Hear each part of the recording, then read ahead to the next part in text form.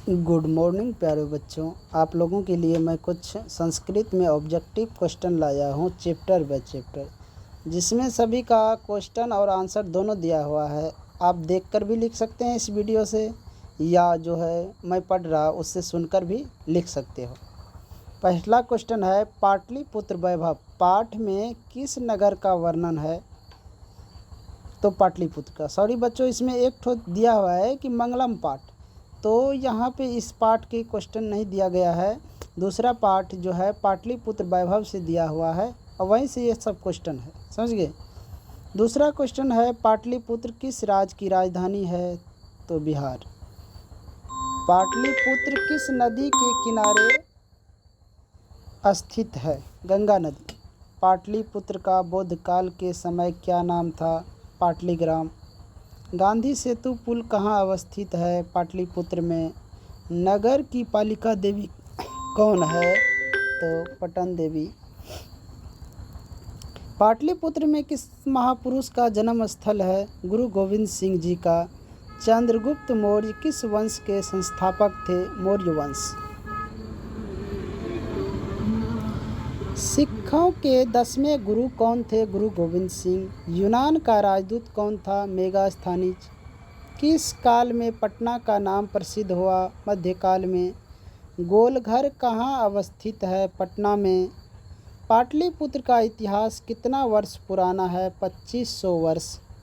Asia महादेश का सबसे बड़ा सेतु कौन है? गांधी सेतु। कौमुदी महोत्सव कहाँ मनाया जाता था? पाटलिपुत्र में। किसके शासनकाल में पाटलिपुत्र की सुरक्षा व्यवस्था उत्कृष्ट थी? चंद्रगुप्त मौर्य। अब चलते हैं आलस कथा में। आलस कथा पाठ कहाँ से संकलित है? पुरुष परीक्षा से। आलस कथा पाठ के लेखक कौन है? विद्यापति। विशेश्वर कौन था? मिथिला का मंत्री। मैथिल कवि कौन थे? विद्यापति। मैथिल कोकिला के नाम से किसे जाना जाता है? विद्यापति को। गरीबों को कौन अन्न और वस्त्र देते हैं? विशेश्वर। आलसी पुरुष कितने थे? 4। आलस कथा पाठ में किसके महत्व का वर्णन किया गया है? मानव गुण का। आलस कथा पाठ में किस दोष का वर्णन किया गया है? आलस का। आलस कथा किस प्रकार की कथा है? व्यंग्यात्मक। मनुष्यों को कौन नष्ट कर देता है? आलस्य। विशेश्वर नाम का मंत्री कहाँ रहता था? मिथिला में। करुनायकों के बिना किसकी गति नहीं है? आलसियों की। अलसाला में आग क्यों लगाई गई? आलसियों की परीक्षा के लिए। अलसाला में लगी आग को देखकर कौन भाग गए? सभी धूर्त। कौन भूख लगने पर भी कुछ नहीं कर सकता? आलसी लोग। अगला चैप्टर का नाम है संस्कृत साहित्य लेखिका। इसमें से ऑब्जेक्टिव देखो। संस्कृत साहित्य लेखिका पाठ में किस के महत्व का वर्णन किया गया है? महिलाओं का, यानी कि औरत का। पुरुष और नारी के सहयोग से किसकी गाड़ी चलती है? समाज की। आधुनिक संस्कृत साहित्य लेखिका में कौन प्रसिद्ध है? पंडित क्षमाराव। क्षमाराव ऋग्वेद में कितनी महिलाएं का वर्णन है? 24। अर्थवेद में कितनी महिलाओं का वर्णन है? 5। क्षमाराव किस काल के लेखक है? आधुनिक काल। मीरा लहरी की लेखिका कौन है? पंडित क्षमाराव। किस युग में मंत्रों की दर्शिका न केवल ऋषि बल्कि ऋषिकार यानी कि ऋषि पत्नी भी है? तो वैदिक युग।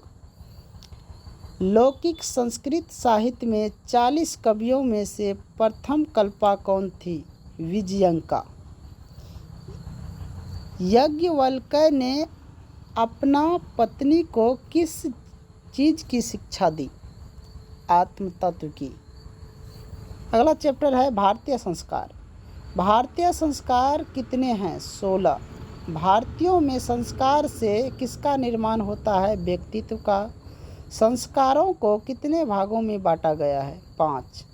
बचपन में कितने संस्कार है? 6। मरने के बाद कितने संस्कार है? 1। किस संस्कार के द्वारा मनुष्य गृहस्थ जीवन में प्रवेश करता है? विवाह संस्कार। मरने के बाद कौन सा संस्कार संपन्न होता है? अंत्येष्टि संस्कार। अंत्येष्टि संस्कार कब होता है? मरने के उपरांत, यानी मरने के बाद। अक्षर आरंभ करना किस संस्कार के अंतर्गत आता है? शिक्षा संस्कार के अंतर्गत। सप्तपदी किस संस्कार के अंतर्गत आता है? तो विवाह संस्कार के अंतर्गत। सिंदूरदान किस संस्कार के अंतर्गत आता है? विवाह संस्कार। अगला पाठ है करमवीर कथा। करमवीर कथा समाज के किस वर्ग की कथा है? दलित वर्ग। भीखन टोला किस प्रांत में है? बिहार राज्य में। करमवीर कहाँ का रहने वाला था? भीखन टोला का, जो कि बिहार राज्य में है।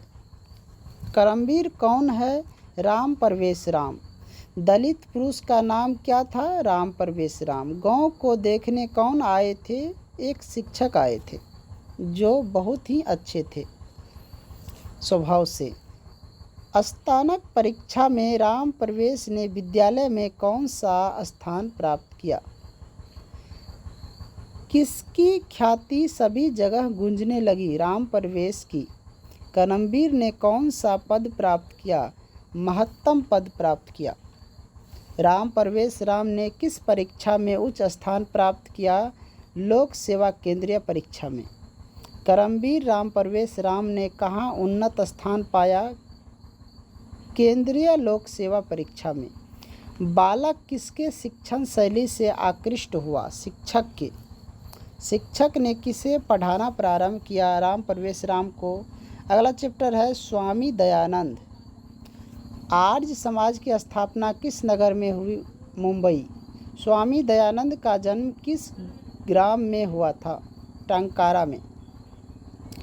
स्वामी दयानंद कौन थे? आर्य समाज के संस्थापक। समाज सुधारक कौन थे? स्वामी दयानंद। स्वामी दयानंद का जन्म किस प्रांत में हुआ था? गुजरात। आर्य समाज की स्थापना कब हुई? 1875 ईस्वी में। स्वामी दयानंद का जन्म क्या था? मूल शंकर। सॉरी बच्चे का राय, स्वामी दयानंद का नाम क्या था? मूल शंकर। किसके कहने पर स्वामी दयानंद ने वैदिक ग्रंथ का प्रचार किया? विरजानंद। कौन मूर्ति पूजा के विरोधी थे? स्वामी दयानंद। स्वामी दयानंद के माता पिता किसके उपासक थे? भगवान शिव के। आर्य समाज के संस्थापक कौन थे? स्वामी दयानंद। हिंदू समाज को छोड़कर किसने धर्मांतर अपनाया? दलितों ने। स्वामी दयानंद का जन्म कहाँ हुआ था? गुजरात के टंकारा ग्राम में। व्याघ्रपथिक कथा के रचनाकार कौन है? नारायण पंडित। व्याघ्रपथिक कथा किस ग्रंथ से लिया गया है? हितोपदेश। हितोपदेश का अर्थ है हित का उपदेश। व्याघ्रपथिक कथा हितोपदेश के किस खंड से लिया गया है? मित्रलाभ खंड से। स्नान कर हाथ में कुश लेकर तालाब के किनारे कौन बैठा था? व्याघ्र, यानी कि बाघ। पथिक को किसने मारा? बाघ ने। पथिक कहाँ फंस गया था? कीचड़ में। क्रिया किसके बिना भार स्वरूप होता है? ज्ञान के बिना। व्याघ्रपथिक कथा से क्या दुष्परिणाम प्रकट होता है? लोभ। कौन लोभ से प्रभावित हो गया? पथिक। लोभ मनुष्य को कहाँ ले जाता है? विनाश की ओर। वृद्धा व्याघ्र यानी वृद्धा बाघ क्या देना चाहता था? सोने का कंगन।